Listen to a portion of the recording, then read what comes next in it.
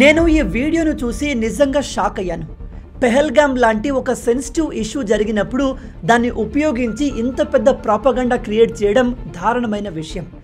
ఇక్కడ కనిపిస్తున్న ఈ వ్యక్తి తనను తాను ఒక భారత ఆర్మీ జవాన్గా చెప్పుకుంటూ పెహల్గామ్లో జరిగింది మొత్తం ప్రీ ప్లాన్డ్ డ్రామా, ఇదంతా ఇండియన్ గవర్నమెంట్ చేయించింది, ఇండియన్ గవర్నమెంట్ సొంత ప్రజల్ని చంపి పాకిస్తాన్ని బ్లేమ్ చేస్తుంది అని చెప్తున్నాడు.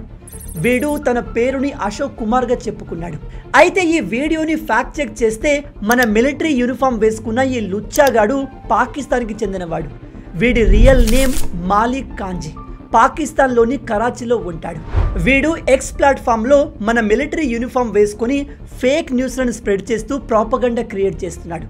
ఇదంతా పాకిస్తాన్ ప్రాపగండాలో భాగం. అందుకే గైస్, సోషల్ మీడియాలో ఏదైనా సెన్సిటివ్ విషయం పైన న్యూస్ వస్తే వెంటనే నమ్మకండి.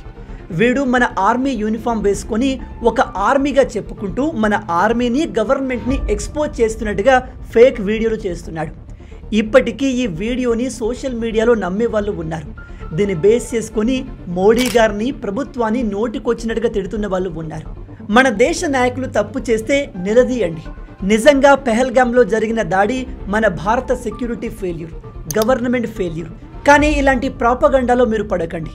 ఇలాంటి సెన్సిటివ్ ఇష్యూస్ పైన సోషల్ మీడియాలో న్యూస్లు వస్తే వెంటనే నమ్మకండి, సొంతంగా వెరిఫై చేయండి. ప్రజెంట్ పాకిస్తాన్ నుంచి ఇలాంటి లుచ్చాగాళ్ళు చాలామంది ఇండియా పైన ఫేక్ న్యూస్లు స్ప్రెడ్ చేస్తున్నారు.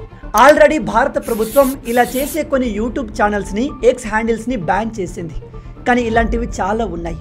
కాబట్టి మీరు సోషల్ మీడియాలో చూసేదంతా నిజమని నమ్మి మోసపోకండి. ఈ విషయం ప్రతి ఒక్కరికి తెలిసేలా వీడియోని షేర్ చేయండి.